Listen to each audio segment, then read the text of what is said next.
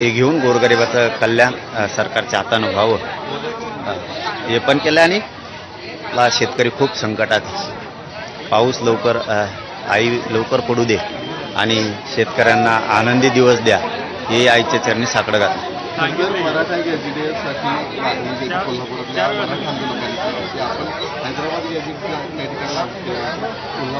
कोल्हापूर गॅझेटची लावण्याची मागणी समोर शाहू महाराजांविषयी कुठली मागणी काय आपण हा विषय पूर्वीपासून कायम मांडला आहे. बॉम्बे गव्हर्नमेंटचं गॅझेटियर, सातारा संस्थांचं, कोल्हापूरचं, मिरज, औंध आणि पुणे हे पूर्वीपासून आपण सांगतोय की ते घेतलंच पाहिजे कुठल्याही परिस्थितीत. पण आता काय असतं टप्प्याटप्प्यात चाललंय.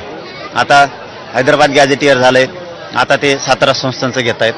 हळूहळू करता करता सगळेच जाणार आहेत. काय असतं एखादा विषय एकदम नसतो होत, कारण त्याला अनेक अडचणी, अनेक संकट किंवा त्रासदायक सुद्धा काही व्यक्ती असतात की जेणेकरून ते आडवं पडायचं हे करायचं. त्यामुळे आपण तिथंच जाऊया जिथं आपल्याला जायचं आहे तिथं, पण जरा टप्प्यानं दम्माने जाऊया. शाहू महाराजांची आज भेट दिली. तर शाहू महाराजांनी गेल्या काही दिवसांपूर्वी ज्या दिवशी तुम्ही उपोषणाला बसला होता त्याचवेळी कोल्हापुरात आंदोलन केले. त्यांनी प्रतिक्रिया ती दिली होती जरांगी आम्हाला नाही बाबा, असं काहीच नाही.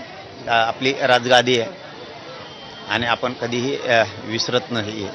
आणि असं काय महाराज साहेब आहेत म्हणता म्हणले असतील, परंतु मी कधीच असं होऊ देणार नाही. मी तरी किमान या राज्याचं गरिबाचं लेकरू आहे मी आणि इमानदारीनं प्रामाणिकपणानं या राज्यातल्या लोकांसाठी लढतोय.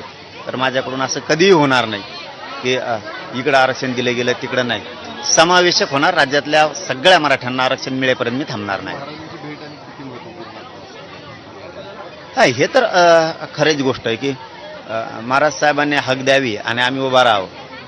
त्यांनी सांगितलं एकदा यायलाच लागतं. म्हणलं येतो. तब्येत बरी लागली की येतो, कारण हॉस्पिटलला होतो उपोषण सुटल्याच्या नंतर. तब्येत बरी लागली ते लगेच ताबडतोब महाराज साहेबांच्या भेटीसाठी आलोय. आणि सातारा गॅझेट आता घेत आहेत लगेच. अभ्यास कोल्हापूरचा सुद्धा सुरू आहे. पण आता महाराज साहेबांशी चर्चा करून आणखीन त्यांचं जास्तीचं काय म्हणणं आहे हे लगेच सरकारला पुन्हा सांगतो. काल रोहित पवारांच्या आंदोलनाला तुम्ही भेट दिलेली होती, त्यानंतर काल रात्री त्यांनी आंदोलन मागे घेतलेलं आहे. सरकारकडून त्यांना काही आश्वासनं दिली गेलेली आहेत. कसं बघता आंदोलन मागे घेतलंय, सरकार पूर्ण करेल असं वाटतं का? कारण तुम्हाला देखील वारंवार अशा पद्धतीनं आंदोलन मागे घेताना आश्वासनं दिली गेली आहेत. हा, इथून पाठीमागे आम्हालाही सरकार नक्की फसवत गेलं हे मात्र अंतिम सत्याचे.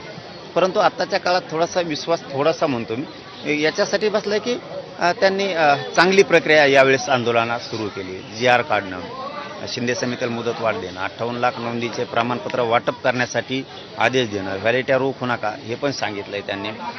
हैदराबाद गॅझेटियरनुसार प्रमाणपत्र देण्यासाठी SOP त्यांनी दिली. आदेश पण खाली दिले. बलिदान गेलेल्या कुटुंबांचा विषय सुद्धा मार्गी काढत गेले.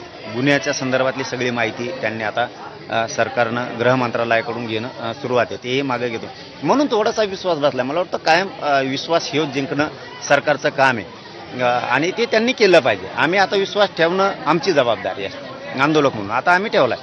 याचा अर्थ असा नाही आहे की तुम्ही वाटोळं जरी केलं तरी आम्ही शांत बसूयात. हे तुमचा गैरसमज असू शकतो सरकार म्हणून. मी त्यातला नाही आहे. एखादी गोष्ट दिली आणि मग नुसतंच तुमचं आभार मानत राहणार, उदं करत राहणार. नक्की तुमचं उदं करणार, नक्की तुम्ही केलेल्या कामाचं श्रेय नक्की तुम्हाला देणार.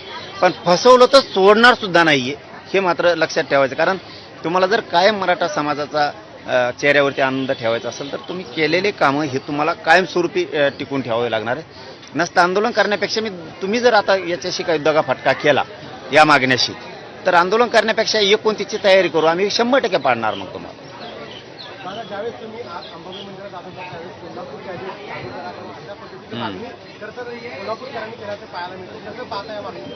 काय असतं प्रत्येक वेळेस आपल्यावरतीच अन्याय झालेला असतो आणि ज्यावेळेस अन्याय लोकांच्या लक्षात येतो की आपल्यावरती हसून अन्याय होतोय. जसं की आता भाविकांनी रस्त्यानं जाताना बऱ्याच जणांनी असं म्हणले की आपलं कोल्हापूरचं गॅझेट लागलंच पाहिजे, सातारा संस्थांचं सुद्धा लागलंच पाहिजे. ही वेदना आहे आणि ही कधी लक्षात येते ज्यावेळेस आपण ग्राउंडवरती लोकांशी चर्चा करायला जातो, ज्यावेळेस आपण लोकांशी संवाद साधितो त्यावेळेस खऱ्या भावना कळतात. भाषणातल्या भावनाच असतील असं कशावर. पण ज्यावेळेस आपण ग्राउंडवरती जातो त्यावेळेस त्याच्या लक्षात येतं की पश्चिम महाराष्ट्र असो, मराठवाडा असो, नाही तर विदर्भ असो, लेकरांचं वाटोळं आरक्षणासाठी व्हायला लागलं. आणि आरक्षण असून आता या गॅझेटियरमध्ये इथल्या जनगणनेत खूप लाखात नोंदी आहेत कुणबीच्या, खूप लाखात. मग ते असून जर अगोदरच दिले असते तर आतापर्यंत कल्याण झालं असतं.